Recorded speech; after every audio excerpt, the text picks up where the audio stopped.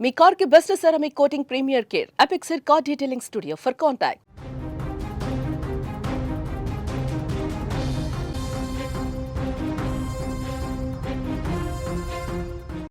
గుప్త నిధుల తవ్వకాల్లో బంగారం మెరిసింది.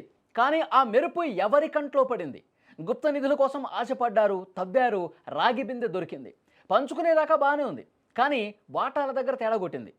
కథ పోలీస్ స్టేషన్ మెట్లెక్కింది.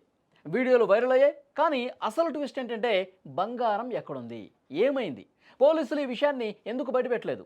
ములుగు జిల్లాలో ఇప్పుడు ఇదే హాట్ టాపిక్.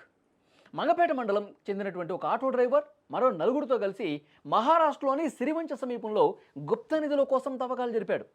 5 రోజుల పూజల తర్వాత ఒక రాగి బిందె లభించింది. అందులో భారీగా బంగారం ఉంది. దొరికిన బిందెపై దృష్టి ఉందని నమ్మించి దాన్ని మంగపేటకు తరలించారు. ఓ బొప్పాయి చెట్టు కింద పాతిపెట్టారు. అక్కడ 3 కోళ్లను బలిచ్చి పూజలు చేశారు. అయితే ఆటో డ్రైవర్ తనతో పాటు వచ్చిన వాళ్ళకి వాటా ఇవ్వటానికి నిరాకరిస్తుండడంతో 3 నెలల తర్వాత విషయం ఇప్పుడు బయటకు వచ్చింది. మరుసటి రోజు వాటాల పంపకాల్లో ముఠా సభ్యుల మధ్య గొడవ జరగడంతో విషయం ఇప్పుడు పోలీసుల వరకు వెళ్ళింది. అయితే ఆ తర్వాత ఏం జరిగిందన్నది మిస్టరీగా ఉంది. పోలీసులు ఈ విషయంపై సీక్రెట్గా విచారణ జరుపుతున్నారు. పోలీసులు విచారణ చేస్తున్నప్పటికీ ఆ బంగారం ప్రస్తుతం ఎక్కడ ఉంది, ఎంత రికవరీ చేశారు అన్న విషయాలు గోప్యంగా ఉంచడం మరింత అనుమానాలకు తావిస్తోంది. తనతో పాటు తవ్వకాలకు వచ్చిన వారు వాటా అడిగితే సదరు వ్యక్తి పోలీసు అధికారుల పేర్లు చెప్పి బెదిరిస్తున్నాడని ఆరోపణలు కూడా వినిపిస్తున్నాయి. అయితే నేను ప్రేమ ఎక్కడికి రా బండి కారు కిరాయికి అడుగుతాను అని అన్నా. అంటే మహారాష్ట్రం పోవాలక్క అర్జెంటు అన్నాడు.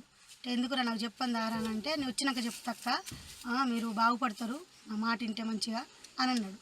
ఇక అనేసి మరి అది బంగారం అంటే మంచి ఉంటే షెడ్ ఉంటుంది, అది మంచిగా చూసి తెచ్చుకోండి, మరి అన్ని జాగ్రత్త రాండి అని నేను చెప్పినాక సరేలే అని వచ్చినాక మా ఇంటికి వచ్చినాక మా ఇంటికి అడబెట్టినాక 3 అయింది. తెల్లారుజాను 3 అయినాక అన్న అమ్మాయి అన్నది లత అన్నది కదా, మరి పంచుకుందాం పట్టు, మళ్ళీ ఆడిడ పెట్టుడు ఎందుకు, మరి తెచ్చినప్పుడు ఏం కాలే కదా మనకి, కోసినాక మన తల ఇంత ఎవరు దాన్ని పంచుకుందాం, నేనే పంచిస్తా, మీరేం బాధపడకుండా, దాని మీద ధనపిశాసింది, ఏమన్నా అయితే రేపు రక్తం కక్కుని సత్తురే, రేపు ఏదన్నా ఎట్లయినా నన్ను అంటారు అనేసి అని అన్నాడు.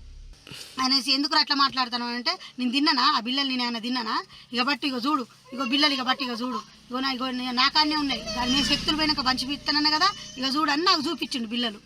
అయితే నేను అన్న కదా ఒక్కొక్కటి 23 తులాలు ఉన్నాయి, దాని మీద శక్తులు ఉన్నాయా, నువ్వు ఎట్లా నువ్వు పంచు అంటావు, ఇక బట్టి ఇగో నేను తిన్నాను నీ బిల్లలు. అది ఎస్ఐ సిఐ కాడికి తీసుకొచ్చి కలిపి మాట్లాడిపించిండు, మరి ఏమైందో నాకు తెలియదు అనేసి ఆయన అన్నాడు. అని ఇక వాళ్ళని వెనక పెట్టుకొని మమ్మల్ని బెదిరిచ్చుడు, ఇక అంతే మమ్మల్ని బెదిరిస్తాడు. ప్రేమ బండి కిరాయికి రాని అంటే పోయినాం సార్. ఎక్కడికంటే మహారాష్ట్రం పోవాలి ఇట్లా సంగతి అని అంటే, దేనికంటే ఇట్లా కిరాయికి రారాదు అని అంటే పోయినా సార్ కిరాయికి. ఆడికి పోయినాక ఇక సంగతి తెలిసినాక ఆయన అన్నాడు కదా, ఇట్లా చెంబు ఉన్నది నీకు కూడా అలా బాగా ఇస్తా అని అంటే ఆ చెంబు బయటికి తీసిండు సార్. తీసినాక మళ్ళీ ఆడి నుంచి పట్టుకొని వచ్చి ఇంటికాడ దాన్ని మళ్ళీ పాతి పెట్టినాం సార్. పాతి పెట్టినాక తీసినాక దాంట్లో పూజలు చేయాలి, మా పునస్కారాలు ధన చార్జ్ ఉన్నది అని కోళ్ళు ఒక 3 రోజులు కోళ్ళు కోపించింది సార్. 3 కోళ్ళని కోసినాం సార్, రోజుకో కోడి. 3 కోళ్ళని కోసినాక మళ్ళీ అది తీయమంటే అది ఇట్లా తీయొద్దు, అది తీయొద్దు నేను తర్వాత తీస్తా అని మళ్ళీ అట్నే ఉంచండి సార్. ఉంచినాక ఏమైందంటే మళ్ళీ ఆ బిల్లలన్నీ తీసుకున్నాడు సార్. అలా ఉట్టిదే ఉన్నది ఏమి లేదు అని మళ్ళీ అబద్ధం చెప్పిండు సార్. మళ్ళీ బిల్లలు ఉన్నాయని మళ్ళీ చెప్పిండు సార్. ఇవన్నీ జోకించుకొచ్చింది సార్. జోకించుకొచ్చినాక ఒక్కొక్కటి 23 తులాలు ఉన్నది సార్ బిల్ల. ఒక బిల్ల 23 తులాలు ఉన్నది. మాకు అంటే ఇయ్యనంటాను సార్. నువ్వు ఎక్కడ సిఐకి చెప్పుకుంటావా, ఎస్ఐకి చెప్పుకుంటావా, చెప్పుకోపో, పోదాంపా నేను వస్తా అని అంటాడు సార్. ఆ బిందెలో సుమారు 23 గ్రాముల బరువున్న 36 బంగారు బిళ్ళలు ఉన్నట్టుగా ప్రత్యక్ష సాక్షులు చెప్తున్నారు. వారు చెప్తున్న రాగి బిందె దొరికిన వీడియో కూడా బయటకు వచ్చింది.